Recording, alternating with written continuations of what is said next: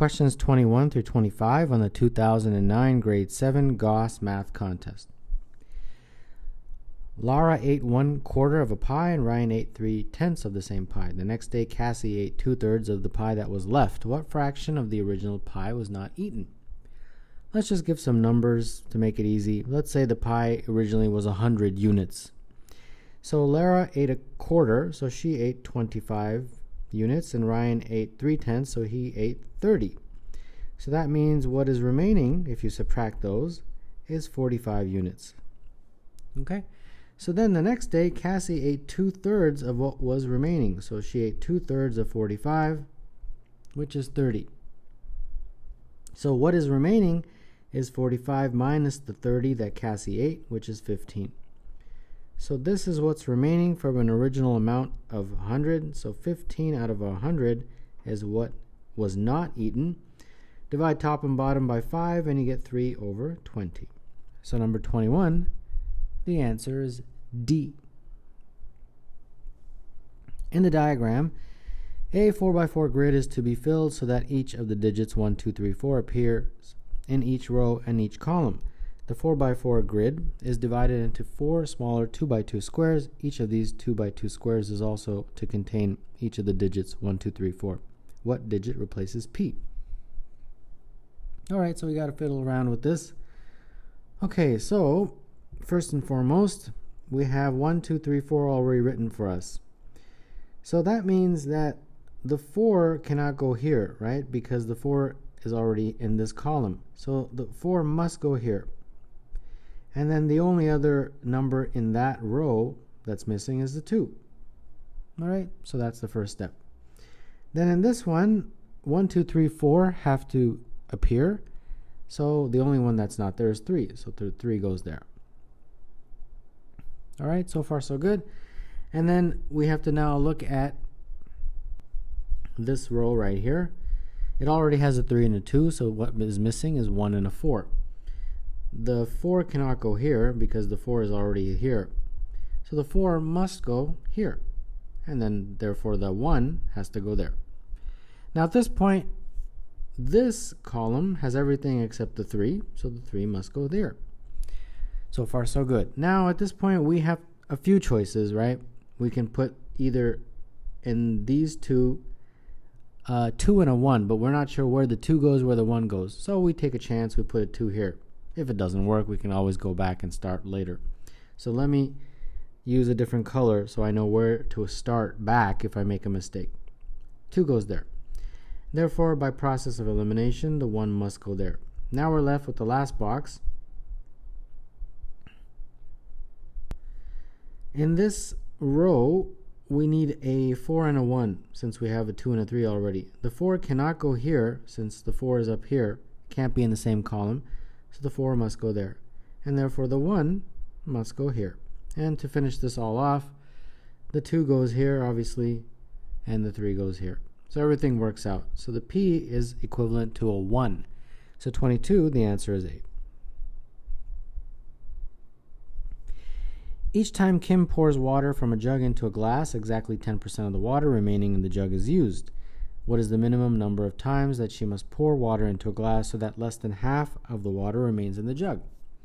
Again, let's start off with a number. Let's say there's 100 units of water in the jug. The first time she pours, she will pour out 10 units. That means there's 90 left. Then 10% of 90 is 9, and that's the second time she pours. Then there's 81 left. The next time she will pour 8.1, and that is the third time she pours. And now there's approximately 72.9 left. 10% of that, which is approximately 7.29, that's the fourth time she pours. Now we have to take 72.9 and subtract 7.29, and that is about 65.6. And 10% of that is what she pours, 6.5, and that is the fifth time she pours. Then we have to subtract these, and again you get about 59.0. She will pour 10% of that, which is 5.9. That's the sixth time she pours. 59 minus 5.9 is 53.1. And then now she's going to pour 10% of that, which is 5.3. And that's the seventh time she pours. After that, 53 minus 5.3 is 47.8. And at this point, less than half of the water is in the jug. And it took 7 times. 7 times she had to pour water into a glass for that to happen. So number 23, the answer is C. In the square ABCD, P is the midpoint of DC and Q is the midpoint of AD. If the area of quadrilateral QBCB is 15, what is the area of ABCD? So let's label this. I'll call the side 2x here. These two are equal since Q is the midpoint. So AQ will be x and QD will be x. And that will be x and that will be x as well. So QBCP, that area is calculated as follows. You take the area of the entire square, which would be 2x squared, and subtract from it this triangle and then this triangle. So that first triangle is 1/2 base, which is 2x, times height, which is x, and the second triangle is 1/2 base times height, which is x times x. And they tell you that the area is 15. So 15 is equal to this. So this is now just basic algebra. So 4x squared minus x squared minus x squared over 2. So this becomes 3x squared minus x squared over 2. And that looks like 5x squared over 2 is 15. Cross multiply and you get 30 is equal to 5x squared. And therefore x squared is equal to 6. Now they want the area of the square ABCD. So the area of ABCD is equivalent to 2x all squared. And that is 4x squared. X squared we just figured out was 6. So we put 6 there, and therefore that is equivalent to 24. So number 24, the answer is 24, and that is choice E. Kira can draw a connected path from M to N by drawing arrows along only the diagonals of 9 squares shown. One such possible path is shown. A path cannot pass through the interior of the same square twice. In total, how many different paths can she draw from N to N? M to N. Now, the answer choices go up to 9, so that's why I drew all of these. One they've already given us right here, so that's a gimme. So let's see how many more we can get. Well, based on the one that they gave me, I'm going to just draw the exact reflection, which would be like this right here. Right? That's pretty much the exact reflection. Now, it's very important for us to denote the direction that these arrows are going because it might get a little confusing. In addition to that, what I'm going to do is also write a number indicating where I'm going, because this otherwise becomes very confusing very quickly. So this was 1, 2, 3, 4, 5, like that. And they're drawing arrows, so they kind of did that already. So far we have 2, right?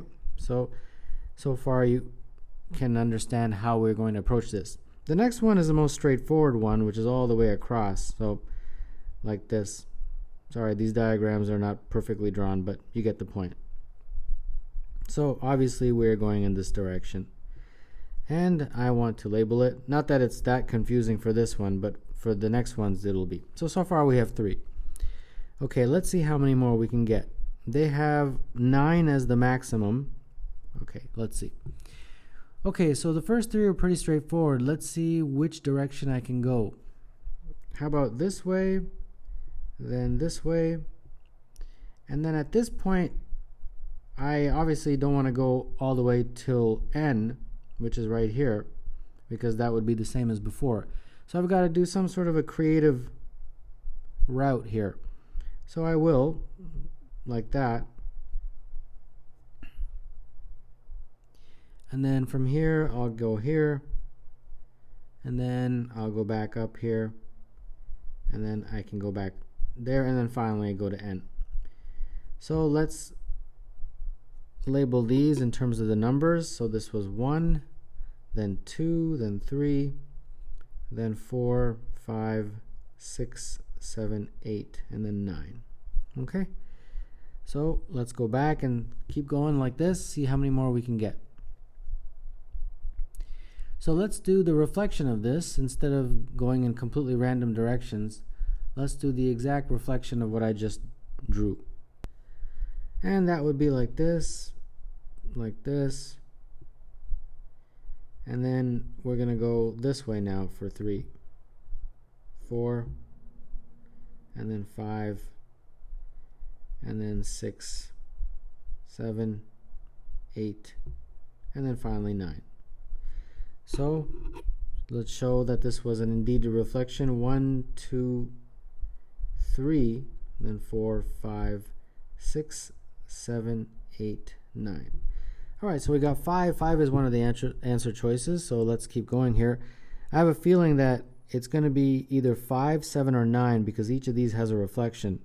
So I'm going to cross out those. I'm pretty sure that each has a reflection, so therefore it's got to be 5, 7, or 9. All right, so now where do I go next? I can go this way, and I can go this way. So that will be 2. And then therefore this will be 3. And then 4, 5, and then 6, 7, 8, and then 9 back here. So let's label that one.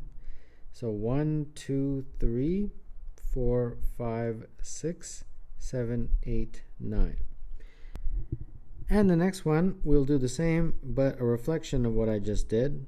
So instead of going up, we'll go down and like that, across like that. And then down there, and then back down in the same way. And then of course, then we're going to go across here, and then up, and then down, and then finally back to the end point. So let's label this guy. This is 1, 2, 3, 4, 5, 6, 7, 8, 9. So far we have 1, 2, 3, 4, 5, 6, 7. So that is gone. So now we're down to either 7 or 9, and this is what separates the perfect scores from the 144s or the 142s. So let's see, can we get any more? Yes or no? And if we do, we're definitely going to have 2 more. Otherwise, we have an answer of 7. And yes, there are more. So it's going to originally start off looking a lot like this guy right here. This one. Right here. It looks a lot like that, right? It starts off in the same way. 1, 2, 3, 4. But if you notice, in that one we came down, right? We came down here, but we're not going to do that. We are going to go across, and that will give us another path like this, and then we come back up like that. So this gives us 1, 2, 3, 4, 5, 6, 7, 8, 9. And as always, there's going to be a reflection of that same path, and that reflection is as follows: this way, this way, this way, and then going across. And at this point it looks very similar to this guy right here, but instead of going down, we go across like that, and then back down, back across, and then go up all the way to there. So this, let's label it 1, 2, 3, 4, 5, 6, 7, 8, 9. So as you can see, they are all distinct. This is obviously different from that. This is straight across. And if you look at the numbering, they are all different. Here, my second move is in the middle, and my third move is here, my third move is there. So these two are definitely different. These ones, my second move is here, my second move is here. But the fifth move was in the middle. Here, the fifth move is on the side. The last two, the second move is here, the second move is here. But the fifth move is in the middle, and the eighth move is in the middle. So these are indeed all distinct. They're all different. There's no doubles. So that's a total of 9, and you now have choice E for number 25.